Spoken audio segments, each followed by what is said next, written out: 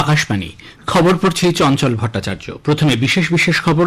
দেশজুড়ে লোকসভা নির্বাচনের বাকি পর্যায়গুলির জন্য জোরদার প্রচারাভিযান চলছে। বিভিন্ন রাজনৈতিক দলের নেতা নেত্রী ও তারকা প্রচারকরা জনসাধারণের মন জয়ের সর্বোচ্চ চেষ্টা চালিয়ে যাচ্ছেন। সুপ্রিম কোর্টের সাম্প্রতিক রায় অনুযায়ী নির্বাচন কমিশন ভিভিপ্যাটের symbol code loading unit SLU গুলিকে সংরক্ষণ রাখা নিয়ে নতুন কার্যবিধি জারি করেছে। অযোধ্যায় নবনির্মিত রাম মন্দিরে রাষ্ট্রপতি গতকাল পুজো দেন। ব্রিটেন, পূর্ব আফ্রিকার রুয়ান্ডা থেকে আসা অবৈধ শরণার্থীদের আগামী 9 থেকে 11 সপ্তাহের মধ্যে দেশে ফেরত পাঠাবে। IPL এর ম্যাচে পাঞ্জাব কিংস 7 উইকেটে চেন্নাই সুপার কিংসকে হারিয়ে দিয়েছে। আসছে বিস্তারিত খবরে। দেশজুড়ে লোকসভা নির্বাচনের বাকি পর্যায়গুলির জন্য জোরদার প্রচারাভিযান চলছে। বিভিন্ন রাজনৈতিক দলের নেতা নেত্রী ও তারকা প্রচারকরা জনসাধারণের মন জয়ের চেষ্টা চালাচ্ছেন। শীর্ষ বিজেপি নেতা প্রধানমন্ত্রী নরেন্দ্র মোদী আজ গুজরাটে 4টি জনসভা করবেন। তিনি আনন্দ, সুরেন্দ্রনগর, জুনাগড় এবং জামনগরে সভায় ভাষণ দেবেন। কংগ্রেস নেতা রাজস্থানের প্রাক্তন মুখ্যমন্ত্রী অশোক গেহলট আজ আহমেদাবাদে একটি সাংবাদিক বৈঠক করবেন। আম আদমি পার্টির নেতা তথা দিল্লি মুখ্যমন্ত্রী অরবিন্দ কেজরিওয়ালের স্ত্রী সুনিতা দলীয় প্রার্থীদের সমর্থনে বোটাড এবং বেদিয়াপাড়াতে রোড শো করবেন। ভোটের প্রচারে প্রবীণ বিজেপি নেতা প্রধানমন্ত্রী নরেন্দ্র মোদী গতকাল উত্তর গুজরাটের দিসা, বনসকান্থা ও সাবরকাতা জেলার হিম্মতনগরে জনসভা করেন। সংবিধানের পবিত্রতা রক্ষায় তাঁর সরকারের দায়বদ্ধতার কথা পুনরায় উল্লেখ করে প্রধানমন্ত্রী বলেন, তপশিলি জাতি, উপজাতি ও অন্যান্য অনগ্রসর শ্রেণীর সংরক্ষণের সুবিধা পাওয়ার অধিকার সুরক্ষিত থাকবে। কংগ্রেস তোষণের এবং বিভাজনের রাজনীতি করছে বলে মন্তব্য করেন তিনি। স্বরাষ্ট্রমন্ত্রীর ভুয়ো ভিডিও ভাইরাল হওয়াকে প্রসঙ্গে কংগ্রেসের তীব্র সমালোচনা করেন তিনি। অন্যদিকে আসামের ধুবড়ীতে এক জনসভায় কংগ্রেস নেত্রী প্রিয়াঙ্কা গান্ধী অভিযোগ করেন, নরেন্দ্র মোদী সরকার শুধুমাত্র নিজের স্বার্থ রক্ষায় ব্যস্ত। ইলেকট্রাল বন্ড প্রকল্প নিয়ে প্রধানমন্ত্রীর বক্তব্যের কড়া সমালোচনা করেন তিনি। এদিকে পশ্চিমবঙ্গের মুর্শিদাবাদের ফারাক্কায় প্রচারে গিয়ে নির্বাচন কমিশনের প্রথম ও দ্বিতীয় দফার ভোটের সর্বশেষ পরিসংখ্যান নিয়ে প্রশ্ন তোলেন তৃণমূল কংগ্রেস প্রধান রাজ্যের মুখ্যমন্ত্রী মমতা ব্যানার্জি। সভায় শ্রমিকদের সামাজিক সুরক্ষায় তৃণমূল কংগ্রেস রাজ্য সরকারের পদক্ষেপের কথাও বলেন তিনি। অন্যদিকে বহরমপুরে বিজেপি প্রার্থীর হয়ে প্রচারে গিয়ে মুখ্যমন্ত্রীর বক্তব্যের সমালোচনা করেছেন বিরোধী দলনেতা শুভেন্দু অধিকারী। কংগ্রেস নেতা রাহুল গান্ধী মনে করেন, পরাজয়ের আশঙ্কায় বিজেপি নেতা প্রধানমন্ত্রী নরেন্দ্র মোদী তাঁর পদের মর্যাদার কথা ভুলে গেছেন এবং দাবি করেছেন ক্ষমতায় এলে কংগ্রেস মহিলাদের মঙ্গলসূত্র এবং জনগণের বাড়ি নিয়ে নেবে। শ্রী গান্ধীর দাবি, গতবার বিজেপি যে 300টি আসনে জয়লাভ করেছিল তার মধ্যে 150টি আসন কংগ্রেস পাবে এবং ক্ষমতা দখল করবে। শ্রী মোদী রাজস্থানে সম্প্রতি এক জনসভায় রাহুল গান্ধীর বক্তব্য উদ্ধৃত করে বলেন, কংগ্রেস ক্ষমতায় এলে অর্থনৈতিক ও সম্পদের বিষয়ে প্রাতিষ্ঠানিক সমীক্ষা চালাবে। তারা একজনের সম্পদ অন্যকে দিয়ে দেবে। বিজেপি জানিয়েছে, আন্তর্জাতিক অর্থভান্ডার IMF এর সর্বশেষ প্রতিবেদনে বলা হয়েছে, বড় বড় অর্থনীতির দেশগুলির মধ্যে ভারতের আর্থিক বিকাশ সর্বোচ্চ। এর মাধ্যমে দেশের অর্থনীতির প্রাণবন্ত দিকটি প্রকাশিত হয়। দলের জাতীয় মুখপাত্র অনিল বাদুনি এক বিবৃতিতে বলেছেন, বিজেপি সরকারের অনুসৃত নীতি এবং বিভিন্ন সংস্কারমূলক পদক্ষেপের ফলেই এটি সম্ভব হয়েছে। এর মধ্যে দিয়ে বিকশিত ভারতের লক্ষ্যে পৌঁছানো যাবে। অর্থনৈতিক ক্ষমতায়নের লক্ষ্যে ভারতের গৃহীত উদ্যোগ এবং সার্বিক বিকাশ ও উন্নয়নের পরিবেশ গড়ে উঠবে। সুপ্রিম কোর্টের সাম্প্রতিক রায় মেনে নির্বাচন কমিশন ভিভিপ্যাটের সিম্বল লোডিং ইউনিট SLU গুলিকে সংরক্ষিত রাখা নিয়ে নতুন কার্যবিধি জারি করেছে। সব মুখ্য নির্বাচনী আধিকারিককে এই কার্যবিধি মেনে SLU গুলিকে পরিচালনা ও সংরক্ষণের জন্য প্রয়োজনীয় পরিকাঠামো ব্যবস্থা করতে বলেছে কমিশন। উল্লেখ্য, EVM পড়া ভোটের সঙ্গে ভিভিপ্যাট বা ভোটার ভেরিফায়েবল পেপার অডিট ট্রেইলের কাগজের স্লিপ 100% মিলিয়ে দেখার আবেদন শীর্ষ আদালত সম্প্রতি খারিজ করে দিলেও ভিভিপ্যাটের SLU গুলি ফল বেরোনোর পর 45 দিন সংরক্ষিত রাখার নির্দেশ দেয়।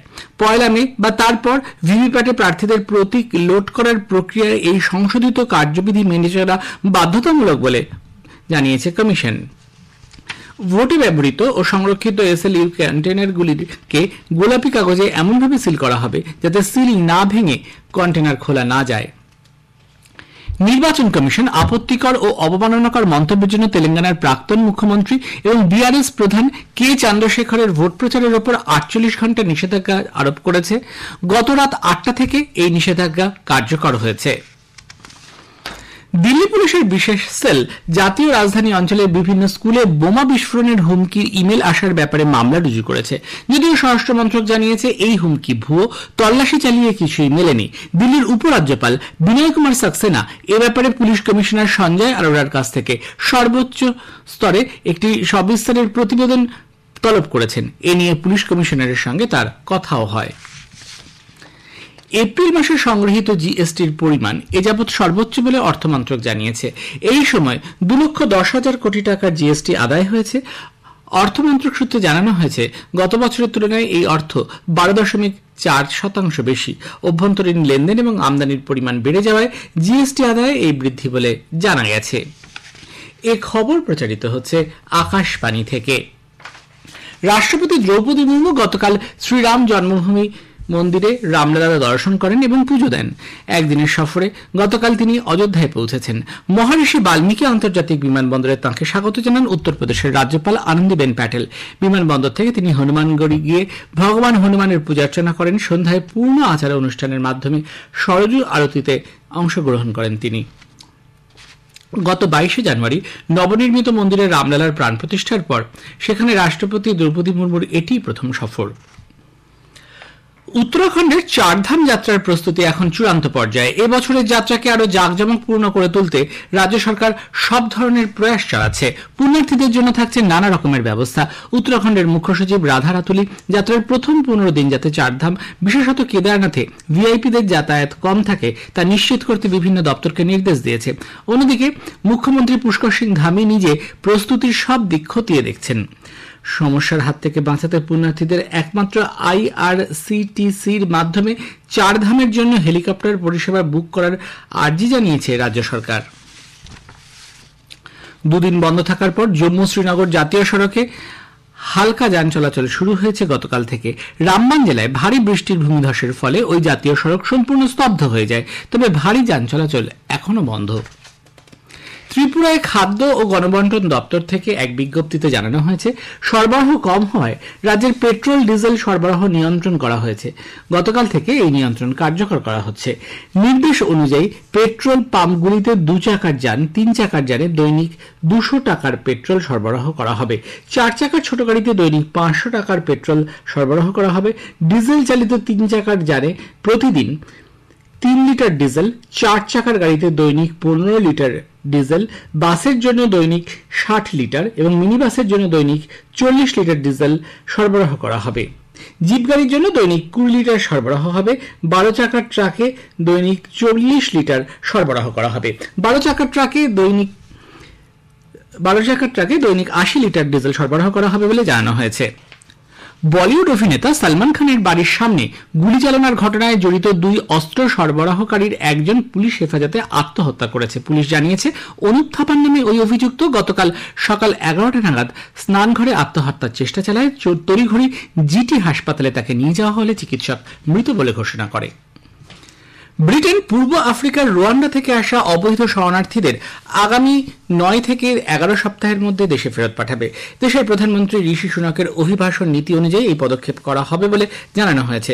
গত মাসেই ব্রিটিশ সংসদে অনুমোদনহীনভাবে রোয়ান্ডা থেকে আসা শরণার্থীদের ফেরত পাঠানোর ব্যাপারে একটি আইন অনুমোদন পায়। এবছর জুলাই মাসে শরণার্থীদের নিয়ে প্রথম বিমান রুয়ান্ডার উদ্দেশ্যে রওনা হবে। এদিকে মানবাধিকার সংগঠনগুলি ব্রিটেনের এই নতুন নীতির তীব্র সমালোচনা করেছে। গত বছরই ব্রিটিশ সুপ্রিম কোর্ট এটিকে অবৈধ বলে ঘোষণা করে।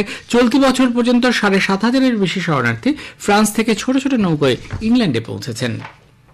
পশ্চিমবঙ্গ, ঝাড়খণ্ড, ওড়িশা ও বিহারে তীব্র তাপপ্রবাহ চলার সম্ভাবনা অব্যাহত। আবহাওয়া দপ্তর জানিয়েছে, একই পরিস্থিতি আগামীকাল পর্যন্ত থাকবে দক্ষিণ ভারতে। এদিকে পশ্চিমবঙ্গের দক্ষিণ 24 পরগনার ডায়মন্ড হারবার এবং সুন্দরবন এলাকায় বজ্রবিদ্যুৎ সহ বৃষ্টির খবর পাওয়া গেছে গতকাল। ভারতের দাবা প্রতিভা বৈশালী রমেশবাবু গ্র্যান্ডমাস্টার উপাধি পেয়েছেন। আন্তর্জাতিক দাবা ফেডারেশন ফিডে বৈশালীকে এই স্বীকৃতি দিয়েছে।